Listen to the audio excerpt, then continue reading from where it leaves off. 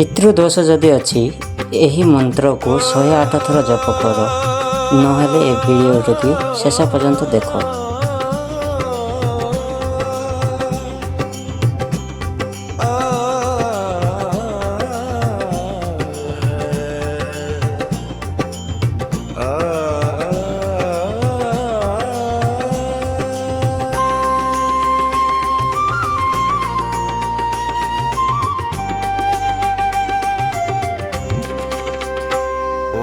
पितृभ्यो नमः ॐ स्वधा नमः सन्ति मिलन्। ॐ पितृभ्यो नमः ॐ स्वधा नमः सन्ति मिलन्। ॐ पितृभ्यो नमः ॐ स्वधा नमः सन्ति मिलन्।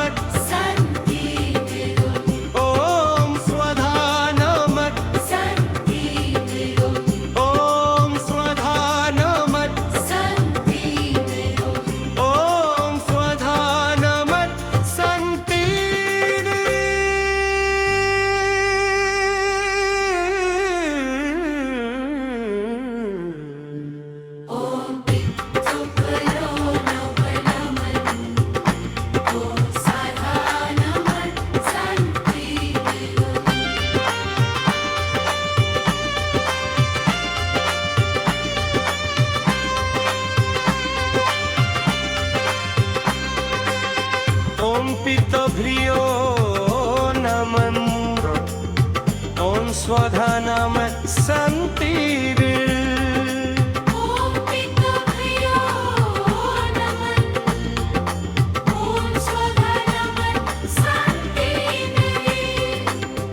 ॐ पितृभ्यो नमः ॐ स्वधा नमः सन्ति ॐ स्वधा ॐ स्वधा नमः